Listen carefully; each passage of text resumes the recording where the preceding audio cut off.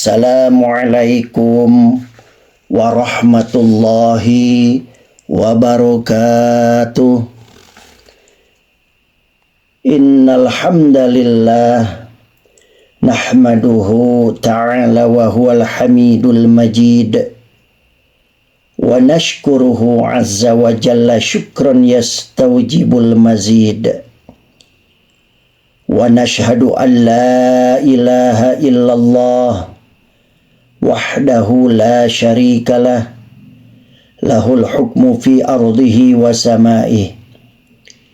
Wa nashhadu anna sayyidana Muhammadan abduhu wa rasuluhul azim wa khatamu anbiya'ih. Allahumma salli wa sallim ala sayyidina Muhammadin wa ala alihi wa ashabihi wa man tabi'ahum bi ihsanin ila yaumiddin. Amma ba'du. Bismillahirrahmanirrahim. Rabbi shrah li sadri wa yassir li amri wahlul 'uqdatam min lisani yafqahu qawli. Dalam kesempatan yang mulia ini, marilah kita tingkatkan ketakwaan kita kepada Allah Subhanahu wa ta'ala dengan cara mengerjakan perintahnya dengan ikhlas, khusyuk, lagi penuh tawakal. Juga mari kita tingkatkan ketakwaan kita dengan cara menjauhi larangan Allah Subhanahu wa ta'ala dengan semangat berhijrah dari kebiasaan buruk menuju kebiasaan terpuji dan diridai oleh Allah Subhanahu wa ta'ala. Semoga apa yang dilakukan tercatat oleh Allah Subhanahu wa ta'ala sebagai bukti nyata rasa syukur kita kepada Allah Subhanahu wa ta'ala. Amin ya Allah ya Rabbal alamin. Salawat dan salam mudah-mudahan tetap terlimpahkan kepada Nabi Muhammad sallallahu alaihi wasallam, kepada keluarganya, para sahabat, para pengikut dan pengikut-pengikutnya, hatta kita semua sebagai umatnya berharap mendapatkan syafaatul uzma fi yaumil qiyamah. Saudara-saudara kaum muslimin wal muslimat rahimakumullah. Kali ini saya ingin bercerita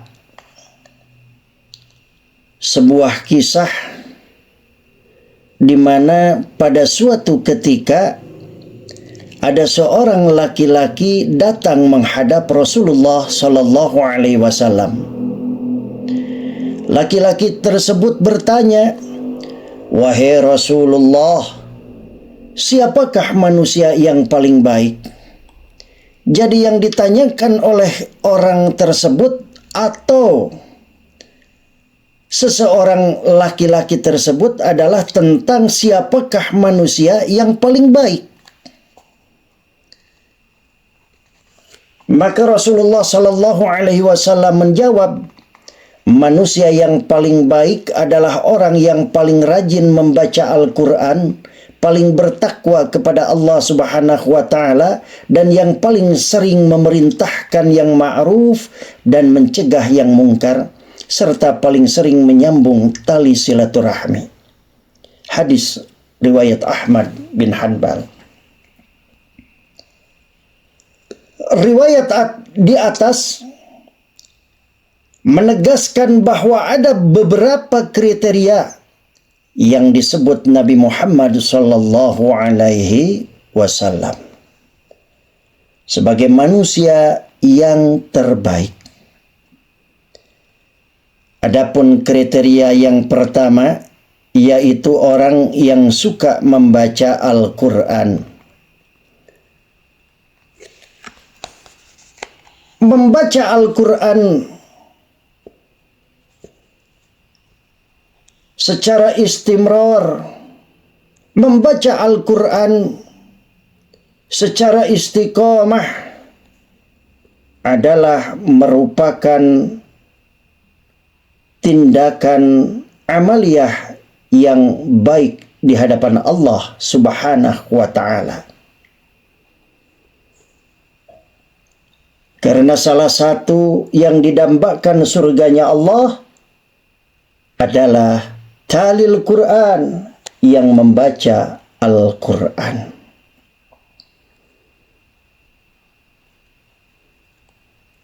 Umar bin Khattab mendapat tuntunan Islam karena mendengarkan lantunan ayat suci Al-Quran yang dibacakan oleh adiknya Fatimah. Lalu kenapa kita enggan untuk membacanya? Sekali lagi, mari perbanyak membaca Al-Quran. Karena itu adalah surat cinta Allah Subhanahu wa ta'ala. Marilah kita banyak membaca Al-Quran, karena pahalanya luar biasa. Hal ini sebagaimana disampaikan oleh Allah Subhanahu wa ta'ala di dalam Al-Quran. Innalladzina yatluna kitaballah wa aqamus salata wa anfaqu mimma razaqnahum sirran wa alaniyatan yarjuna tijaratan lan tabur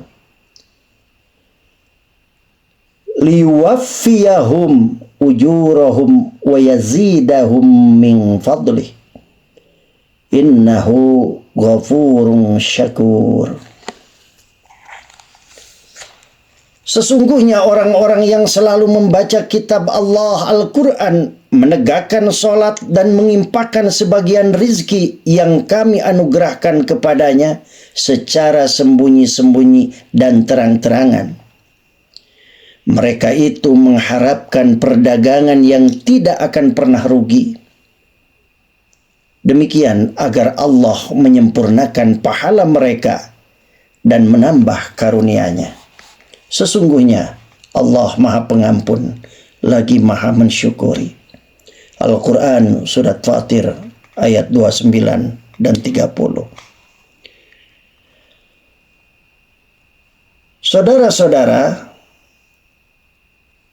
tentang pahala membaca Al-Quran, saya ajak seluruh jamaah